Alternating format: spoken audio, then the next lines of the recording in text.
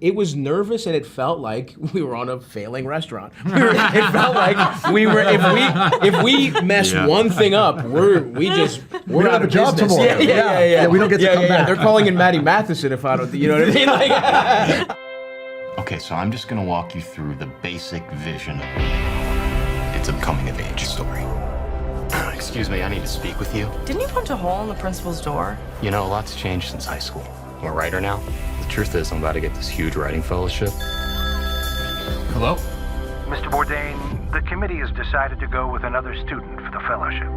Hello, gentlemen. How are you doing? I'm wonderful. What a beautiful film that tells us a perfect snapshot of the beginnings of Anthony's life. Dominic, I'm going to start with you. What was it like fully becoming Anthony Bourdain? Is there a specific quirk or characteristic that stood out for you that you really wanted to narrow in on? No, and I mean, not really. No, like, I to be honest, it was never really a concern of mine to sort of physically or vocally, you know, embody or resemble him. You know, I think really what was most important was kind of embodying like the, I guess, the energy of a person at that age and how he describes himself at the time, you know, and there's no footage of him really to base it off of, but we knew about, you know, this time that he worked in Provincetown, and we know about the people, you know, that he worked with, and I think understanding that and understanding the effect that has on someone at that age, it's like that was something I was able to relate to a lot and made it possible for me to do, you know, without concerning ourselves with like, I don't know, am I walking the same way that like Anthony Bourdain would, you know? Right. Yeah. Speaking of how he spoke about himself during that time, there's a quote at the beginning of the movie that Anthony says where he says he kind of needed to get his ass kicked a little bit back then. So can you talk about kind of showing that version of Anthony that we aren't necessarily familiar with? I think the idea is that people look at Anthony Bourdain, and I almost worship him in a way because he seems like he's totally unflappable and nothing bothers him and he's above everything. And I don't mean that in an arrogant way, but you think of him as socially invincible. And I think that showing that not only did he not begin this way, but he began as the same anxious, self-concerned, I won't say narcissistic, but like exposed nerve desperately trying to hide in his own skin.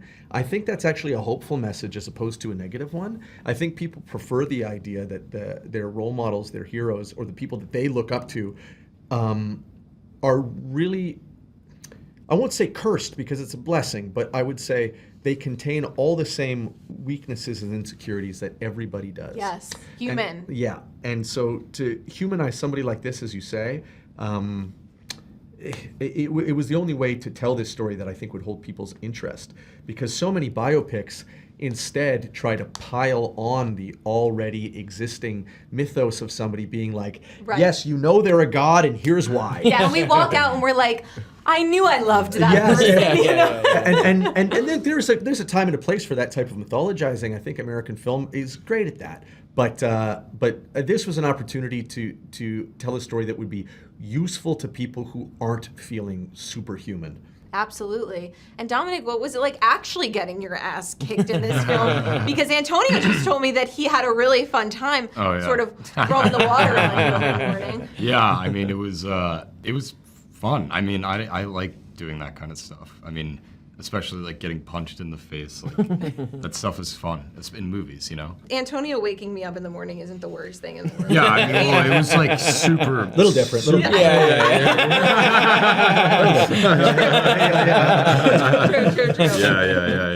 Well, it was really hot, I will say, so it wasn't that bad. The water. Okay. We're really going down the road here. Oh, really? Did you have to take some of your clothes off? It was so hot? I was in my underwear.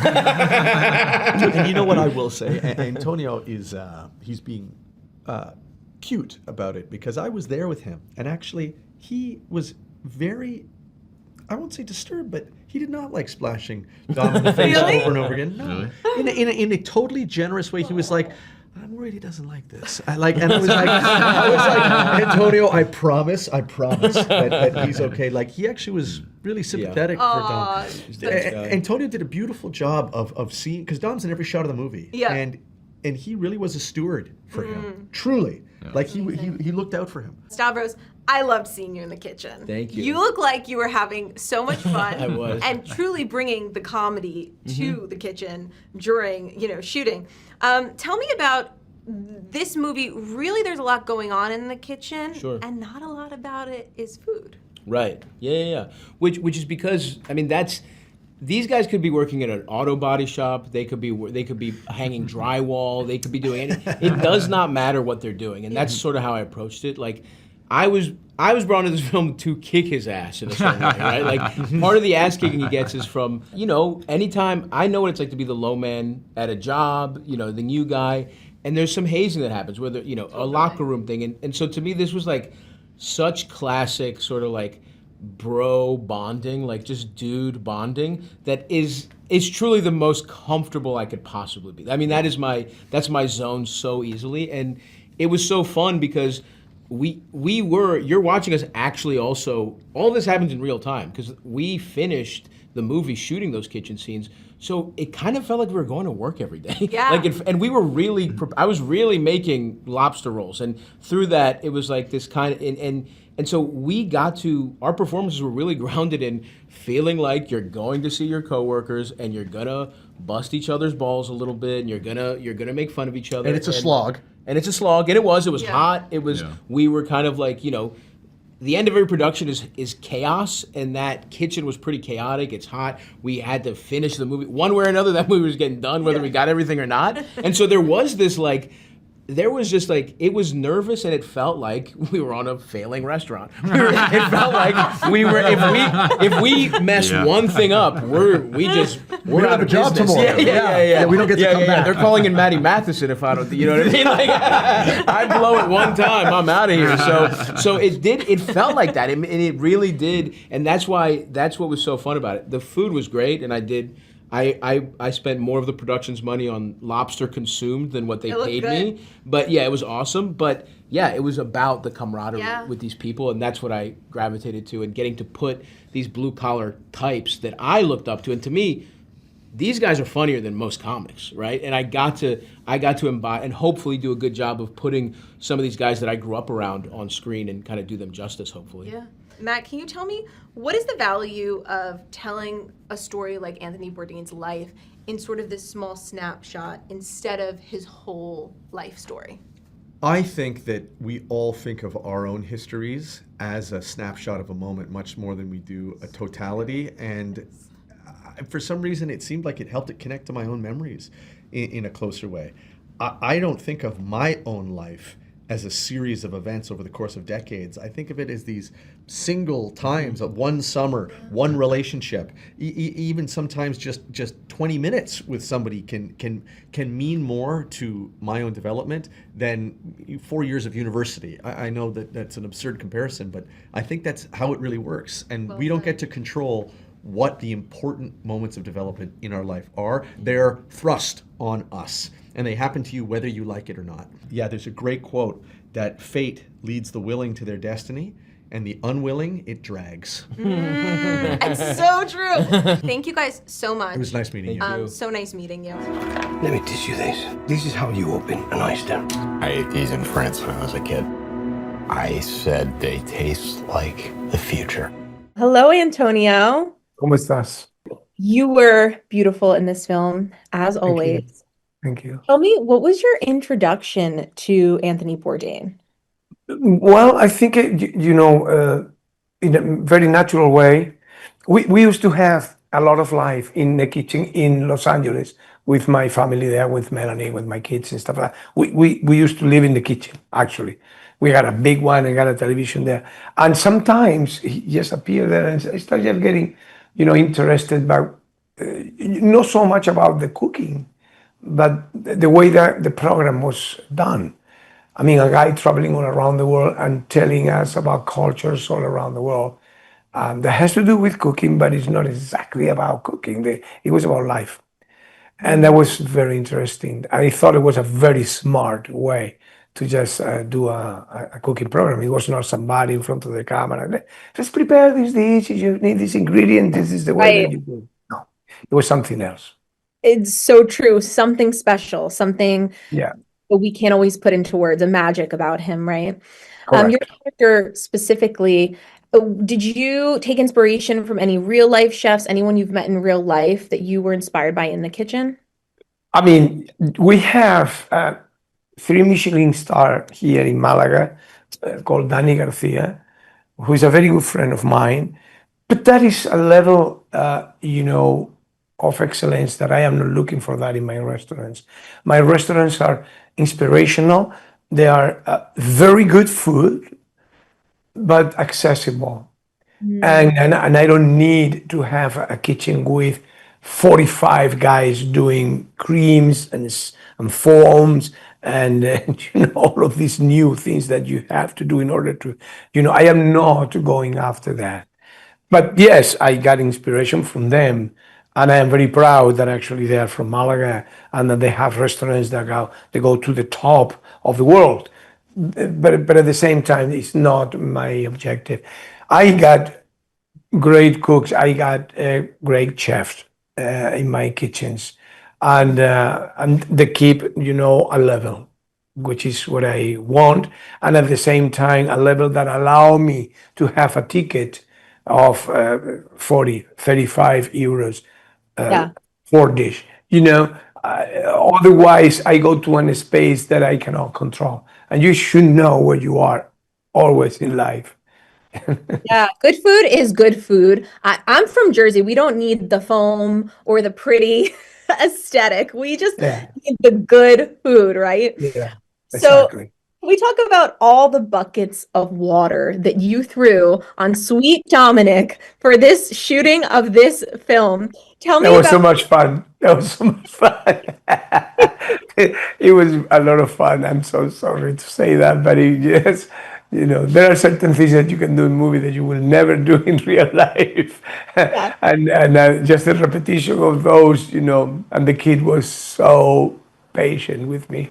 He got always a smile after that, and yeah, it was sweet. But the thing is that sometimes I felt like I should throw the bucket over my head because it was hot. Oh, Sometimes, yeah, yes, yes. You shot in the summer, I imagine, in P-Town. Yeah. yeah. We were Yes. in Cape Cod and all that area, yeah, and Newport. It was very beautiful actually, and we were involved by the environment that we are trying to represent. So we saw fishermen all day long there with their boats going in and out of the ocean, and then all the restaurants actually. The main things are lobster, and so it was very good to shoot there because we were immersed in that universe. Yeah. Can you just talk a little bit about how you created this chaotic nature in the kitchen, but specifically in this film, the food wasn't necessarily the most important thing going on.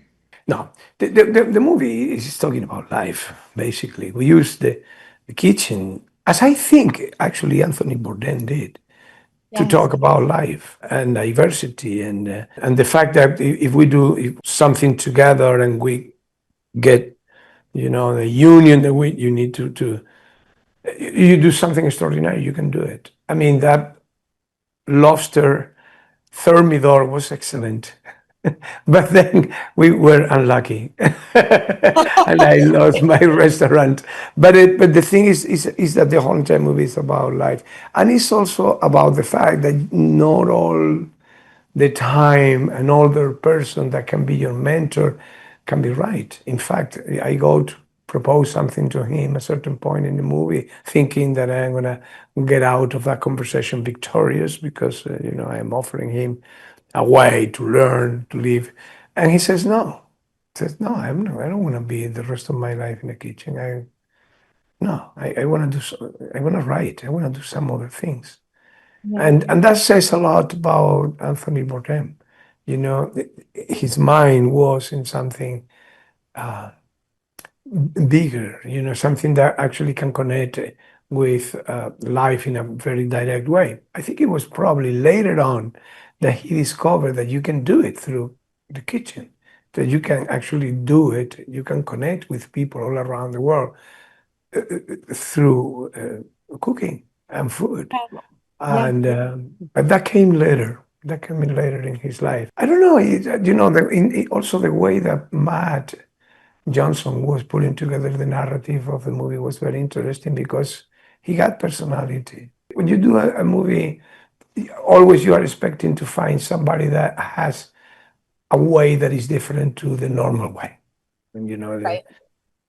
and he does have that. There is something about him that makes the movies slightly different. There is a drop of something that I don't know what it is because I mean, while we were shooting, he was a very fun guy just to work with. He is very good with actors. He treats you very beautifully. He's always supportive, like almost in a very sportive way. It's almost like you are playing soccer or something. Like, Yeah. yeah, yeah. So it's behind you like that, and it's like, wow, you feel great when you go home, and at the end of the day, working, you just get in the shower and say, yeah, I did great, because he's selling that all the time. So that creates a beautiful environment on the set. So, and that is very important. If you have a set that the environment is not good, it goes to the screen, and it's not nice. And so, yeah, he believes in what he does. That's so important. So important. It's an authenticity, and you all brought it to screen truly. Thank you so much, Antonio. I love watching you on screen. I truly do.